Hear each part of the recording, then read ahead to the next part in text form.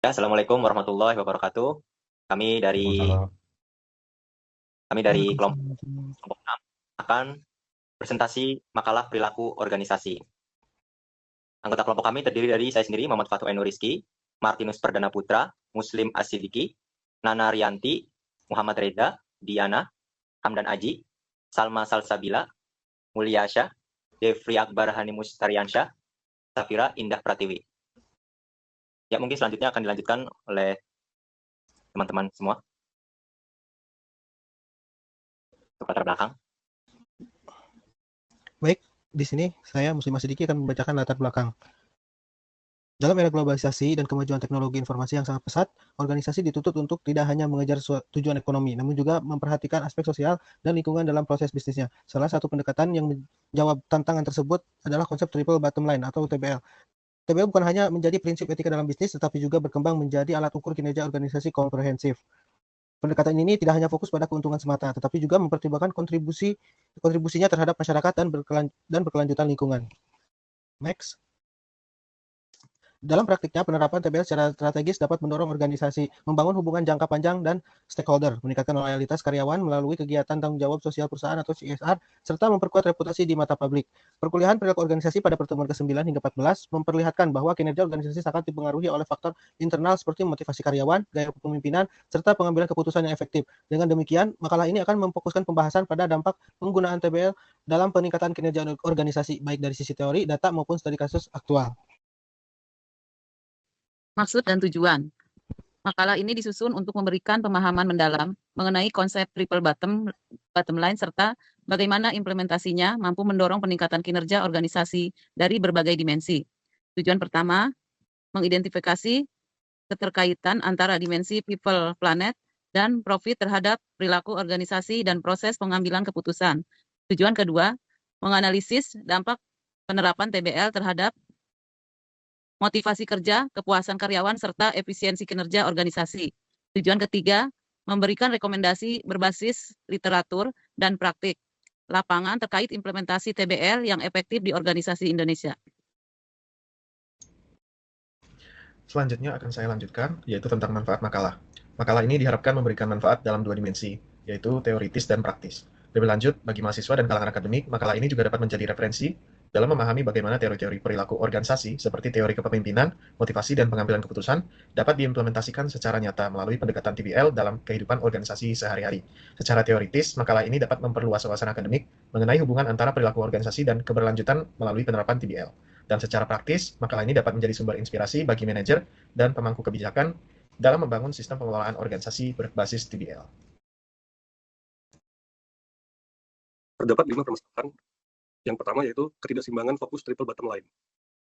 Banyak organisasi lebih menekankan keuntungan atau profit, sementara aspek kepedulian sosial atau people dan kelestarian lingkungan atau planet hanya dijalankan sebatas formalitas. Kedua, resistensi internal dan kurangnya pemahaman. Rendahnya pemahaman, nilai keberlanjutan menyebabkan resistensi dari manajemen dan karyawan. Seringkali penolakan dari karyawan atau pegawai, terutama jika dianggap sebagai tambahan beban kerja yang tidak memberi manfaat langsung. Yang ketiga, minimnya transparansi pelaporan. Banyak laporan keberlanjutan yang disusun hanya untuk pencitraan dan tidak memiliki standar pengukuran yang jelas, menimbulkan ketidakpercayaan dari publik. Yang keempat, konflik organisasi yang tidak terkelola. Konflik yang tidak dikelola dengan baik berdampak negatif pada motivasi, komunikasi, dan produktivitas. Yang terakhir, tidak terintegrasi dengan sistem kinerja. Prinsip triple bottom line belum menjadi bagian inti dari sistem manajemen dan pengambilan keputusan organisasi.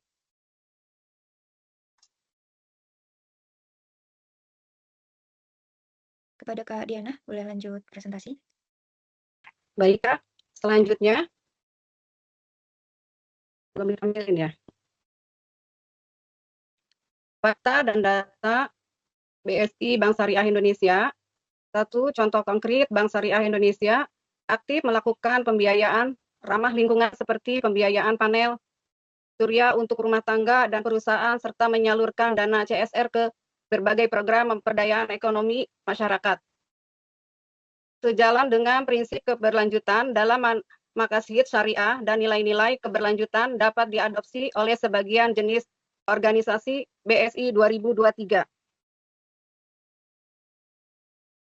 Fakta dan data penelitian oleh LER 2002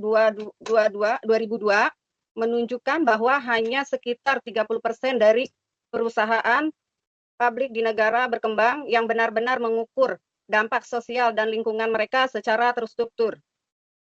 Data ini memperkuat bahwa TBL baru akan efektif jika terintegrasi dengan sistem pengambilan keputusan, manajemen SDM, dan strategi organisasi secara keseluruhan. Dalam perkuliahan perilaku organisasi, aspek motivasi, kepemimpinan partisipatif, serta komunikasi transparan menjadi fondasi penting agar nilai-nilai keberlanjutan dapat hidup dan berdampak nyata di lingkungan kerja. Robbins and Degger 2015, Toha 1995. Selanjutnya ada teori, di sini menggunakan pendekatan triple bottom line atau TBL, diperkenalkan oleh John Elkington pada 1944, merupakan konsep evaluasi kinerja organisasi yang menyatukan 3 dimensi utama, yaitu profit, people, dan planet. Integrasi TBL dengan teori perilaku organisasi membentuk sinergi positif dalam membangun organisasi yang tidak hanya kompetitif, tapi juga adaptif dan bertanggung jawab secara sosial. Nah, di sini profit itu mencakup semua aspek keuangan perusahaan seperti pendapatan, laba bersih, dan pertumbuhan bisnis. TBL memastikan bahwa laba tersebut dihasilkan secara etis dan berkelanjutan.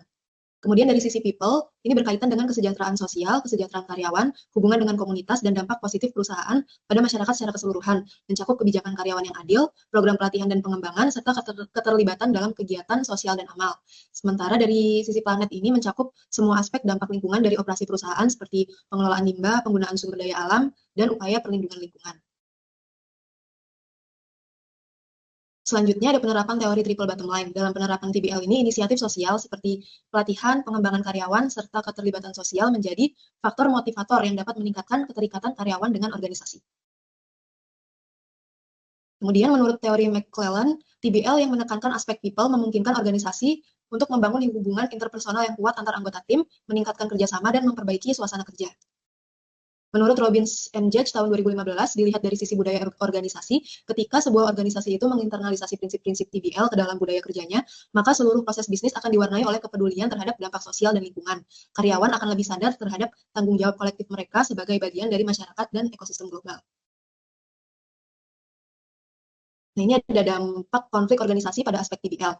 Dalam kerangka TBL, konflik organisasi berdampak pada 3 aspek utama. Pengelolaan konflik yang tepat mendukung keseimbangan antara tanggung jawab sosial, lingkungan, dan ekonomi organisasi. Di aspek profit, konflik yang buruk menurunkan produktivitas dan efisiensi, namun jika diselesaikan secara strategis dapat memicu ide baru yang meningkatkan kinerja dan keuntungan. Konflik pada aspek people yang tidak dikelola menurunkan semangat kerja dan kesehatan mental karyawan, sedangkan jika dikelola dengan baik dapat memperkuat komunikasi dan kerja tim. Sedangkan di aspek planet, konflik antar departemen bisa menghambat implementasi kebijakan ramah lingkungan, namun juga bisa mendorong inovasi keberlanjutan jika dikelola secara kolaboratif. Triple bottom line dan kaitannya dengan sistem pengambilan keputusan organisasi. Penerapan TBL berkaitan erat dengan sistem pengambilan keputusan organisasi. Keputusan tidak lagi hanya mempertimbangkan efisiensi atau return on investment sementara, tetapi juga mempertimbangkan dampak jangka panjang terhadap masyarakat dan lingkungan. Pendekatan ini disebut sebagai keputusan berbasis nilai, yang menempatkan etika sebagai bagian dari proses manajerial. Baik, selanjutnya adalah hasil dari analisis yang telah kami lakukan. Pertama dari aspek people.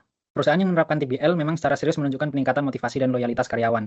Contohnya tadi pada PT Unilever Indonesia menunjukkan bahwa keterlibatan dalam program CSR dan lingkungan kerja yang inklusif berdampak positif terhadap semangat kerja dan kepuasan karyawan dalam bekerja.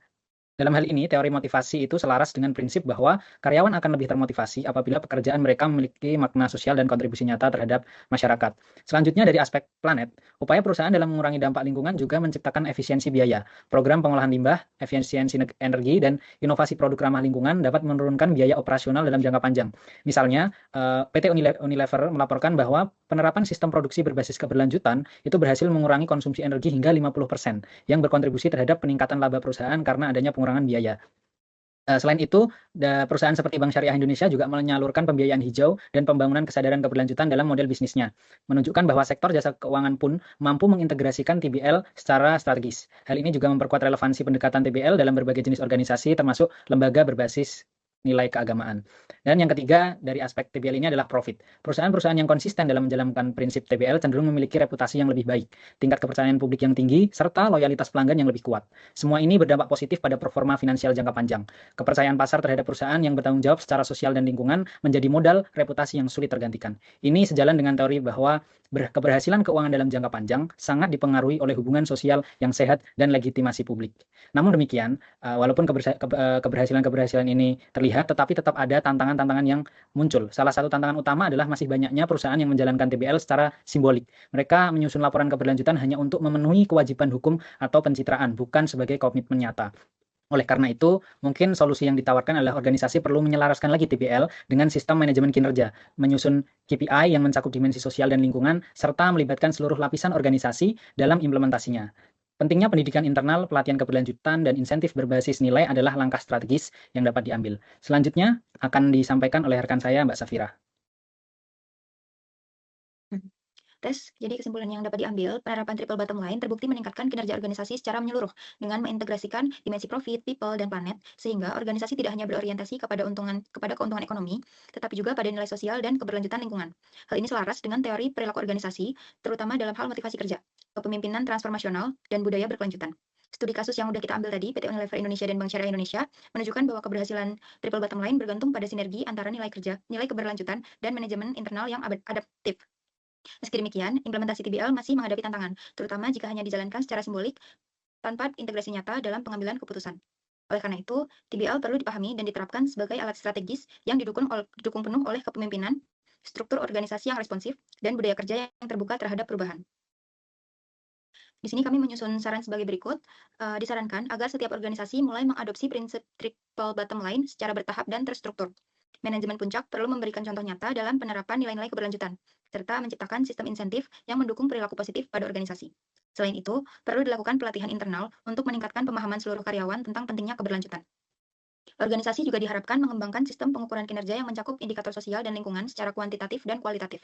Pelaporan yang transparan dan akuntabel sangat penting untuk menjaga kepercayaan publik dan meningkatkan partisipasi stakeholder dalam mendukung program keberlanjutan. Dengan pendekatan yang menyeluruh, TBL akan menjadi fondasi kokoh bagi organisasi dalam menghadapi tantangan bisnis global yang semakin kompleks. Baik, selanjutnya adalah daftar pustaka. Dalam makalah kali ini ada beberapa pustaka yang diambil, diantaranya adalah dari L. Kington dari tahun 1994, Cannibal with Fox, The Triple Bottom Line of 21st Century Business, Capstone Publishing. Lalu ada Herzberg, F. tahun 1999, Kreitner and Arnick, EA 2013, lalu ada Luthen F. di tahun 2011, McClellan, DC, tahun 1987 dengan buku atau makalah dari Human Motivation, Cambridge University Press, lalu ada Nur Fajri HL di tahun 2010, implementasi Triple Bottom Line dalam pengukuran kinerja perusahaan, jurnal ekonomi dan manajemen. Next. Selanjutnya ada RRJ dari tahun 2002, kemudian ada Robin SB and Judge EA 2015, kemudian ada Savitz, Sleper TF and Hal TJ 2011, lalu ada Toha M di tahun 1995, perilaku organisasi, konsep dasar dan aplikasinya. Oke, sudah selesai. Silakan saya kembalikan ke moderator. Ya, mungkin ini presentasi dari kelompok 6. Bila ada kesalahan dari perkataan, mohon maaf. Terima kasih. Wassalamualaikum warahmatullahi wabarakatuh.